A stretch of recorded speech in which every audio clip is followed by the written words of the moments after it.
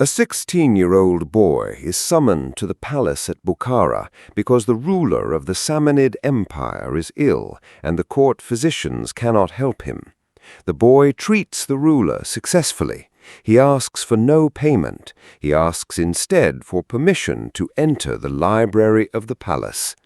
What he found inside those rooms and what he did with it over the following 40 years produced a medical textbook that was still the required reading at the universities of Padua, Bologna, Montpellier, and Louvain more than 600 years later.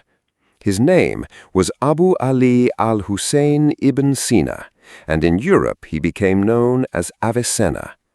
He was born around 980 in Afshana, a village near Bukhara, in the last decades of the Samanid rule. His father was a provincial administrator.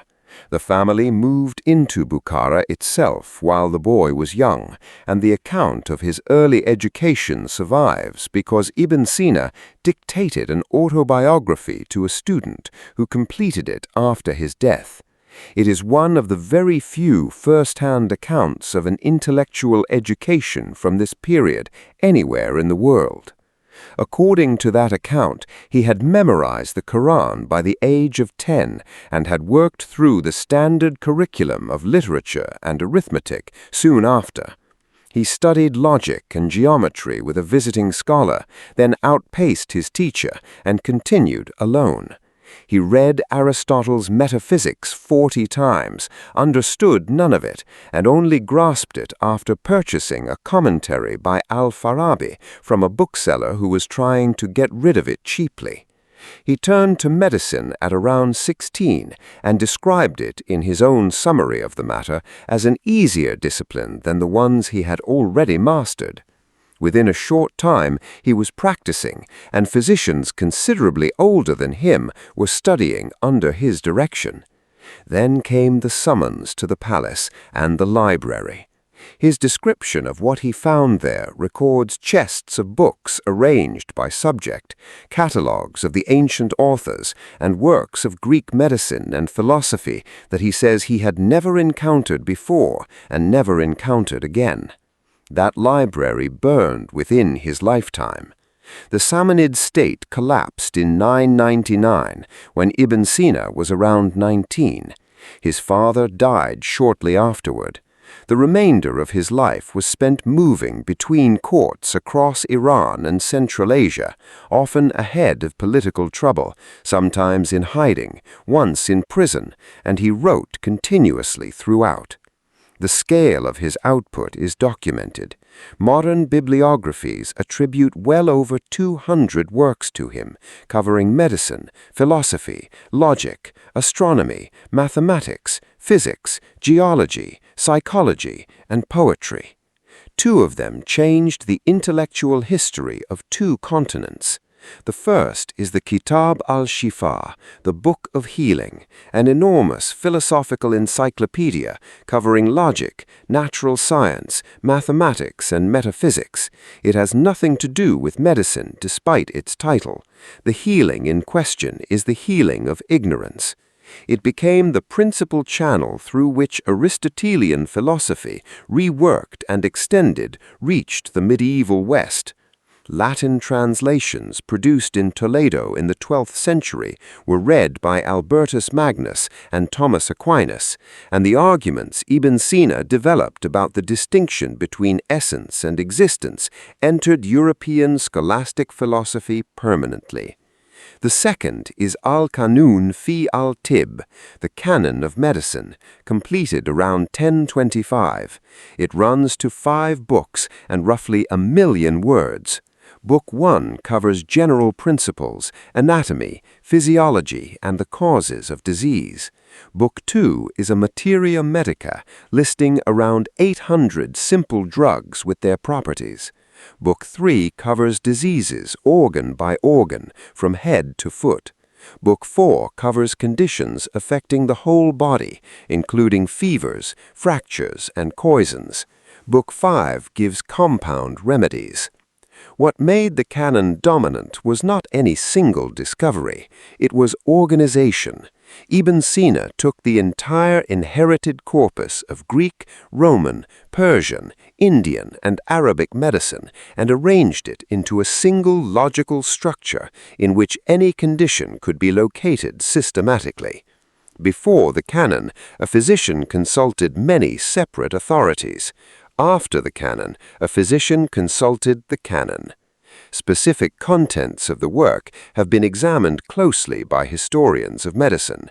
It describes the contagious nature of certain diseases and proposes quarantine as a control measure.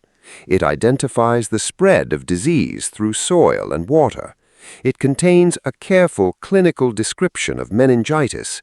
It sets out rules for testing a drug, including that the substance must be free from contamination, must be tested on a simple rather than a composite condition, must be tested on more than one type of case, and that the effect must be consistent rather than occasional. Those conditions describe the outline of a controlled trial written in the early 11th century. The canon was translated into Latin by Gerard of Cremona in Toledo in the second half of the 12th century. From that point, it entered the European curriculum and stayed there. It was among the earliest medical books printed after the invention of movable type. A Latin edition appeared in the 1470s, and Arabic editions followed in Rome in 1593. Surveys of European medical faculties show it prescribed as a set text at Montpellier and Louvain into the 17th century. When William Harvey and his contemporaries began dismantling the older physiology, the book they were arguing against was, very often, this one. Ibn Sina's own life ended in circumstances the sources describe in some detail. He served the ruler of Hamadan as both physician and vizier, was imprisoned during a political reversal, escaped, moved to Isfahan, and traveled with military campaigns while continuing to write and teach. He suffered from a severe intestinal illness and treated himself. The treatment failed. He died in 1037 at around 57 near Hamadan in western Iran, where his tomb still stands. The influence did not stop at medicine and philosophy.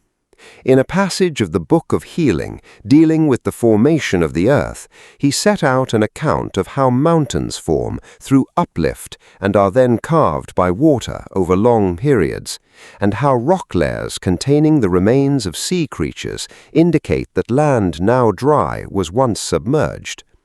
That passage, translated into Latin and long circulated under the name of Aristotle, was read by early European geologists. His discussion of the perception of sound, of the physiology of the eye, and of what would now be called cognitive psychology remained influential for centuries. The working method that produced this output is described by his student and biographer. Ibn Sina held demanding administrative posts for much of his adult life, and the writing was done around them. He worked at night, dictating to students who wrote as he spoke, and the sessions ran late. Portions of the Book of Healing were composed while he was traveling without access to his own library, from memory. A section of the same work was reportedly written during a period of confinement when he had no reference materials at all. The autobiography and its continuation record that he would settle a difficult problem, then return to the dictation the following night and continue from exactly where he had stopped. Two features of the canon show how thoroughly it systematized clinical practice. The first is its treatment of the pulse. Ibn Sina set out a detailed classification of pulse types by rate, strength, regularity, volume, and rhythm, assigning diagnostic meaning to each combination, and the resulting scheme gave physicians a shared vocabulary for describing what they felt at the wrist.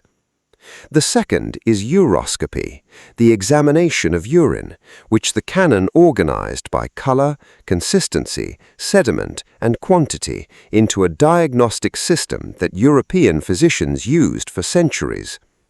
The flask of urine held up to the light became the standard visual symbol of the medieval doctor in Western art, and the framework behind that image came largely from this book. The transmission eastward was as significant as the transmission west.